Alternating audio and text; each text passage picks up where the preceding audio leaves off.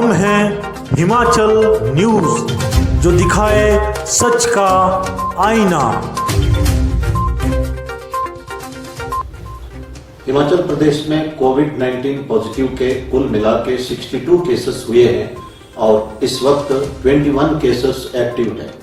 कांगड़ा जिले के Pancharukhi police station के एक एचएससी कोरोना वायरस पॉजिटिव पाया गया है।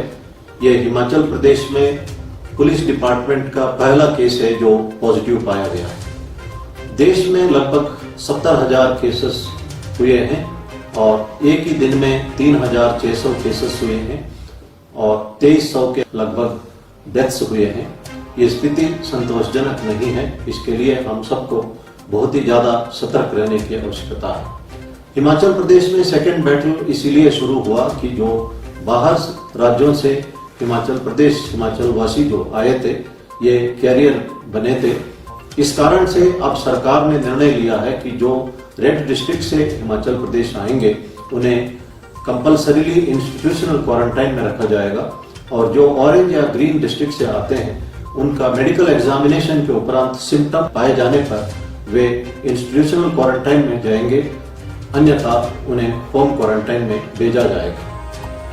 आरोग्य सेतु ऐप के बारे में लोगों को आशंका है कि उनका डाटा लीक हो जाएगा। ऐसा कुछ भी नहीं है और 6 महीने के उपरांत आरोग्य सेतु ऐप का डाटा ऑटोमेटिकली डिलीट हो जाएगा। जो एंड्रॉयड फोन या एप्पल फोन में जिन्होंने आरोग्य सेतु ऐप डाउनलोड किए हैं वे अपना सेल्फ असेसमेंट करते रहना चाहिए और आरोग्य सेतु ऐप जब सेफ या लो रिस्क दर्शाता है तभी घर से बाहर निकलना चाहिए। जिनके पास इस तरह का मोबाइल नहीं है वे 104 नंबर पर डायल करके अपना सेल्फ असेसमेंट कर सकते हैं। हार्वर्ड के एक स्टडी में पाया गया कि 70% लोग अगर मास्क पहनते हैं तो 100% हम कोरोना वायरस को रोकने में कामयाब हो सकते हैं।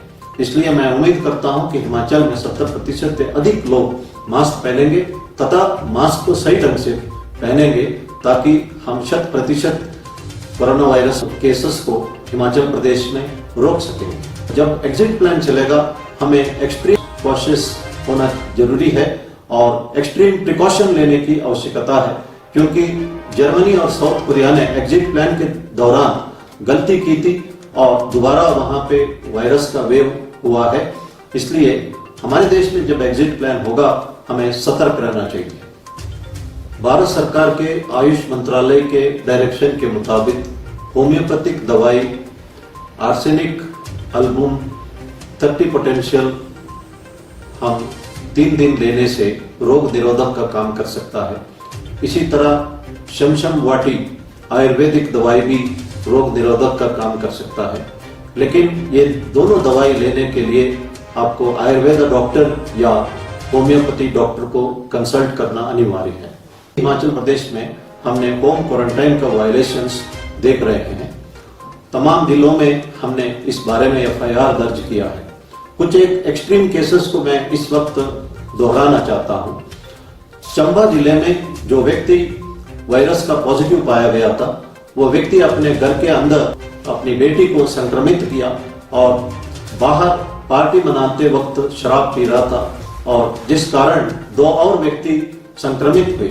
इसमें यह भी एविडेंस हमारे पास आया है कि एक ही सिगरेट को ये लोग शेयर कर रहे थे और सिगरेट को शेयर करना जो है इट इज सुसाइडल एक्ट। ये कहते हैं कि आप भाई मुझे मार, हुक्का हो या सिगरेट हो, कभी भी एक दूसरे से शेयर इस हालात में नहीं करना चाहिए।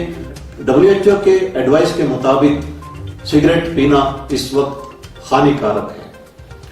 दूसरा इंस्टेंस जो हमीरपुर डिस्ट्रिक्ट में नजर आया, जहां गुजरात से वापस आया हुआ व्यक्ति नाई को बुला के अपना बाल कटवाया और वही नाई अन्य लोगों के घर में जाके भी बाल काटा। इस कारण से हमने एफआईआर भी दर्ज किया और हम अपना कार्रवाई कर रहे हैं। एक और इंस्टेंस हुआ, एक जेबीटी टीचर अहमदाबाद से अपना घर वापस आया था, उसे होम क्वारंटाइन का आदेश दिया गया था, लेकिन वो बाहर शराब लाने के लिए निकल रहा था। उसकी पत्नी ने शिकायत की जिस पर उसे इंस्टीट्यूशनल क्वारंटाइन में रखा गया और उस पर मुकदमा किया गया है। ये बहुत अफसोस की बात है कि इस तरह के लोग बच्चों को पढ़ाते हैं। मैं एक बात स्पष्ट रूप से कहना चाहता हूं, ये कोरोना वायरस एक दिन खत्म हो जाएगा, आप दूसरे राज्यों में जाके नौकरी दोबारा करना शुरू करेंगे, लेकिन इन मुकदमों की वजह से आपको हिमाचल वापस आना पड़ेगा और अदालत में मुलजिम बन के कटघरे में खड़ा होना होगा। इसीलिए इन बातों पे आपको ध्यान देना चाहिए और पुलिस सख्ती से कार्रवाई करेगी। जो व्यक्ति चंबा में दूसरों के साथ शराब पी रहा था और सिगरेट शेयर कर रहा था, उस पर हमने 307 यानी अटेम्प्ट टू मर्डर सेक्शन भी लगाया। हम कठोर से कठोर धाराएं लगाएंगे और सख्ती बरतेंगे ताकि इस एपिडेमिक को हिमाचल प्रदेश में हम कंट्रोल कर सकें। अधिकतर लोग होम क्वारंटाइन का आदेशों का पालना कर रहे हैं, मैं उनको धन्यवाद करना चाहता हूं। एक अच्छा इंस्टेंस मैं बताना चाहता हूं, जोगिंद्रनगर में एक रसोई जैसलमेर से वापस आया और उन्होंने उनके घर में सिर्फ 2 कमरे थे, एक कमरे में उसकी माँ और बहन रहती थी और उसने अपने घर के बाहर एक टेंट लगा के उस पर रहने लगा। इस तरह का कड़ाई से पालना करने वाले लोग भी हैं। मैं लोगों से अनुरोध करता हूं कि जो लोग होम क्वारंटाइन का कंडीशंस वायलेट करते हैं उनका फोटोग्राफ ले लें और हमारा जो व्हाट्सएप नंबर है 9459 100 पर भेजे और उस व्यक्ति का डिटेल भी भेजे ताकि हम उचित कार्रवाई करेंगे। इस महामारी की लड़ाई में प्रधानमंत्री जी ने कहा है कि हर एक व्यक्ति सोल्जर है, हर एक व्यक्ति लीडर है, इसलिए हर एक व्यक्ति को एक दायित्व बनता है इस तरह का वायलेशंस के बारे में पुलिस को या एडमिनिस्ट्रेशन को सूचित करने का। आज फ्लोरेंस नाइटिंगेल का 200th बर्थ एनिवर्सरी है। फ्लोरेंस नाइटिंगेल 1854 से 1856 तक क्रिमियन वॉर के दौरान नर्स के तौर पर काम कर रही थी। वो एक मैथमेटिशियन भी थी। उन्होंने अपना स्टैटिस्टिकल मॉडल से पता लगाया कि कुछ जगह पर, कुछ हॉस्पिटल में डेथ रेट ज्यादा है, कुछ जगह कम है और उन्होंने ये पाया कि इसके लिए लोकल कंडीशंस जिम्मेदार है। और जब उन्होंने हैंड वॉशिंग और साथ में हाइजीनिक कंडीशंस मेंटेन किए, हॉस्पिटल में डेथ रेट 60% से नीचे आके 2.2% आया था और एपिडेमिक को कंट्रोल करने में वो कामयाब रही।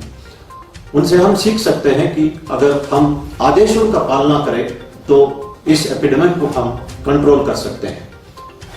और उसने ये भी देखा है कि जो युद्ध से मरने वालों से ज्यादा एपिडेमिक से लोग मरने लगे अस्पताल में। वो रात भर एक लैंप लेके घूमती थी टेंटों में, हॉस्पिटल में, उसको लेडी विद लैंप्स भी कहा जाता था। इस वक्त हम फ्लोरेंस नाइटिंगेल से बहुत कुछ सीख सकते हैं। एक प्लेजेंट सरप्राइज हमें हुआ है। अमेरिका के राष्ट्रपति डोनाल्ड ट्रंप जी ने एक हिंदू पंडित जी को बुला के यजुर्वेदा का शांति मंत्र का पठन करवाया था और उस वक्त वाशिंगटन में उन्होंने कहा था कि इस संकट की घड़ी में भगवान एक सोर्स ऑफ स्ट्रेंथ है और भगवान ही हमें डायरेक्ट कर सकता है। हिमाचल प्रदेश में 95% पॉपुलेशन हिंदूज है और बाकी 5% भी भगवान पर विश्वास करने वाले हैं। तकरीबन तमाम लोग भगवान पर विश्वास करते हैं। हम कन्नड़ में कहते हैं संकट बंदाग वेंकट रमण। जब संकट आता है तो भगवान वेंकट रमण का याद आता है। आदि शंकराचार्य जी ने कहा है कि गेयम गीत नाम सहस्रम देयम श्रीपति रूपम जस्रम नेयम सज्जन संगे चित्तम देयम दीन जनाय च वित्तम। उनका कहना है कि भगवान का सुंदर रूप हृदय में रखे, हमारे मन में या फोटो से उनका नाम स्मरण करें और अच्छे लोगों का संपर्क रखे और अच्छे विचार मन में रखे और इसके लिए अच्छे किताब भी हम पढ़ सकते हैं और गरीबों का मदद करें, एक दूसरे का मदद करें। शंकराचार्य जी नामस्मरण और सत्संग और एक दूसरे को मदद करने में इस संस्कृत श्लोक में जोर देते हैं। नामस्मरण से हमारा थॉट, वर्ड्स और डीड्स प्यूरिफाई हो जाता है। भगवत गीता में कहते हैं भगवान कि जो व्यक्ति मृत्यु के आखिरी क्षण में मुझे याद करता है वो मेरे में लीन हो जाता है। इसलिए महात्मा गांधी जी आखिरी क्षण में कहा था कि हे राम राम और वे भगवान में लीन हुए थे। उनका वो जो मन में जो है वही वो बोलते थे और जो बोलते थे उसी को करके दिखाते थे, इसलिए वो महात्मा कहा जाते थे। और ये आखिरी क्षण में इतना आसान से संभव नहीं है। जैसे ओलंपिक का एक दाविक को लगातार दौड़ना पड़ता बचपन से ही, उसी तरह लगातार प्रैक्टिस करने से ही आखिरी क्षण में हम भगवान को याद कर सकते हैं। भगवान का नाम में शक्ति है। कहा जाता है कि हनुमान जी का ताकत राम नाम से ही है।